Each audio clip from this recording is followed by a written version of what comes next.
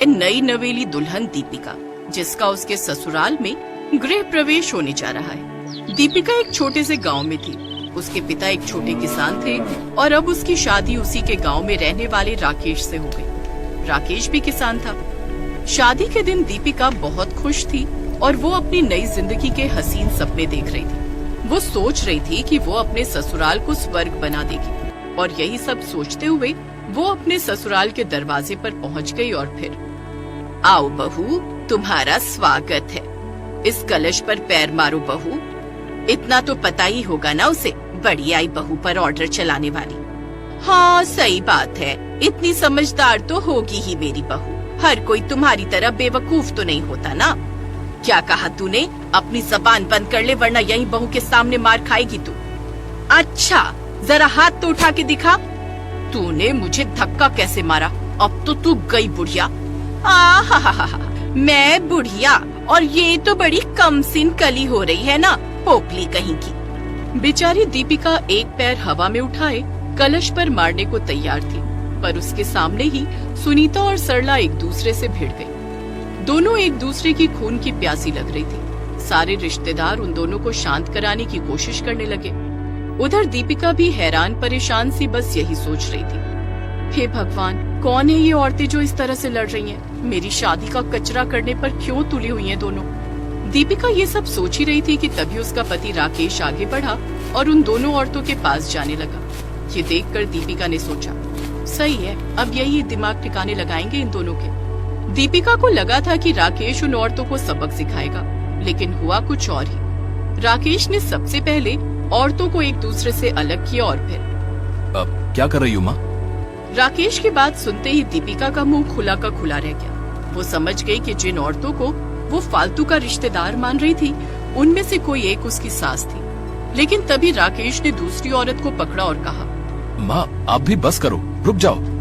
इतना सुनते ही दीपिका को दिन में तारे नजर आने लगे। उसे समझ नहीं आ रहा था कि राकेश दोनों औरतों को अपनी माँ क्यों बोल रहा था। क्या उससे सुनने में कोई गलती हो गई थी या फिर वाकई उसकी दो सासें थी? घबराई दीपिका यही सोचने लगी कि अब आगे ऐसी दो खूंखार सासों के साथ उसका जीवन कैसे कटेगा। जैसे तैसे दीपिका ने घर में प्रवेश किया, पर उसके स्वागत के लिए जो आरती की थालियां लाई गई थी, वो उसकी सासों की लड़ाई में कहाँ गई, किसी को नहीं पता। हालांकि उसकी दोनों सासें अब भी उसके स्वागत में खड़ी थी। एक का पूरा काजल फैला हुआ था और दूसरी की लिपस्टिक से उसका पूरा गाल सना हुआ था। बेचारी दीपिका चुपचाप अपने कमरे में चली आई और फिर, मैं तुमसे माफी मांगता हूँ, दरअसल मेरी दो माँ है, यही कहना चाहते हो ना? हाँ, पता नहीं ये बात शादी से पहले तुम्हें बताई गई थी या नहीं। उससे क्या फर्क पड़ता है, अब जो होना था सो हो गया। अब तो ये बताइए कि उनमें से मेरी असली सास कौन सी है, मतलब आपकी सगी माँ कौन है? वो दोनों ही मेरी सगी माँ नहीं है। राकेश की बात सुनकर दीपिका का सिर एक बार फिर चकरा गया और वो बेहोश सी होने लगी। तभी राकेश ने उसे संभालते हुए कहा, दीपिका क्या हुआ? उठो, मेरी बात तो पूरी सुनो, फिर सो जाना। अब भी कुछ बाकी रह गया है क्या? देखो, मेरे पिता ने 2 शादियां की थी, पहले सरला माँ से और फिर सुनीता माँ से, लेकिन दोनों को ही बच्चा नहीं हुआ। तब सबने मिलकर मुझे अनाथालय से गोद दे लिया। समझने में आसानी हो इसके लिए मैं सरला माँ को बड़ी माँ कहता हूँ और सुनीता माँ को छोटी माँ कहता हूँ। तुम भी ऐसे ही बुलाना उन्हें। दीपिका समझ गई थी कि उसे जीवन भर दो सासों के साथ रहना ही होगा। ऐसे ही वक्त बीतता गया, लेकिन हालत ये थी कि दिन में कम से कम 2 बार खुद दीपिका ही अपनी दोनों सासों की लड़ाई छुड़वाती।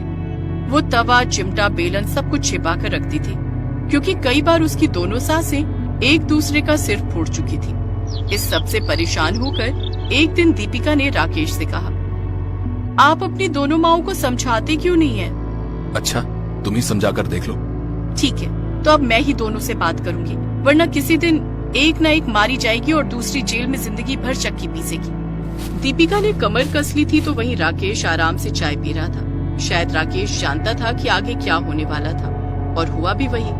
दीपिका ने अपनी दोनों सासों को करीब 1 घंटा बैठकर समझाया, उनसे कई बातें की। ऐसा लग रहा था कि वाकई दोनों दीपिका की बात समझ गई हैं और दोनों एक दूसरे से अब कभी नहीं लड़ेंगी। लेकिन ठीक 5 मिनट बाद ही अचानक दीपिका को कुछ टूटने की आवाज आई। दीपिका भागकर वहाँ गई तो उसने देखा कि सरला ने सुनीता का सिर दीवार पर दे मारा था, जिससे उसका सिर फूट गया था। ये देखकर दीपिका ने भी खंबे पर अपना सिर दे मारा और फिर हो गया, देख लिया, मैंने तो पहले ही कहा था, और समझा लो। ऐसे ही कई महीने बीत गए। अब तो दीपिका भी सरला और सुनीता से कुछ नहीं कहती थी। जिंदगी ऐसे ही कट रही थी। लेकिन फिर एक दिन राकेश अचानक बेहोश होकर गिर पड़ा। उसे लकवा पड़ा था। इस घटना के बाद सब कुछ बदल गया। घर में एकमात्र कमाने वाला अब बिस्तर पकड़ चुका था। कुछ दिन तो जैसे तैसे काम चल गया, लेकिन फिर वो दिन भी आया जब घर में खाने के लिए एक दाना नहीं बचा। तब बेचारी दीपिका ने फावड़ा उठाया और खेत की तरफ चल पड़ी। पूरे हफ्ते बेचारी दीपिका पहले घर के काम निपटाती और फिर दिन भर खेत में काम करती। एक हफ्ते के अंदर ही उसकी तबीयत भी ज्यादा काम करने की वजह से खराब होने लगी। और फिर अगले दिन खेत पर, दीपिका, हमें माफ कर दो बहू। हाँ बेटी, इसकी बेवकूफी की वजह से तुम्हें बहुत परेशानी हुई है। हैं? मेरी बेवकूफी की वजह से? दीपिका को लगा कि अब फिर से उसकी दोनों सासें खेत में गुत्थम गुत्था हो जाएंगी। ये सोचकर उसने अपना माथा पीट लिया। लेकिन तभी सरला और सुनीता हंसने लगी। तुम चिंता मत करो बहू, हम तो मजाक कर रही थी। अब हम कभी नहीं लड़ेंगी। तुमने हमें और हमारी बेवकूफियों को बहुत झेला है, लेकिन अब और नहीं। अब से तुम अकेली नहीं हो। मत भूलो, तुम्हारी दो सासें हैं। हम तीनों मिलकर खेती भी करेंगे और घर भी संभालेंगे और अपने राकेश का भी बढ़िया इलाज कराएंगे। ये सुनते ही दीपिका को ऐसा लगा जैसे किसी ने उसके सिर से बहुत बड़ा बोझ उतार दिया। और वाकई इस बार उसकी दोनों सासों को भी समझ आ गया था कि लड़ाई से कोई फायदा नहीं है, बल्कि उनकी सुलह से ही सब कुछ ठीक हो सकता है। और ऐसा हुआ भी। दोनों सासों की मदद से दीपिका के लिए अब सब कुछ काफी आसान हो गया और कुछ ही दिनों में राकेश बिल्कुल ठीक हो गया। सब कुछ पहले जैसा हो गया, सिवाय सुनीता और सरला के, जो अब भी सौतने तो थी लेकिन सहेलियां भी बन चुकी थी।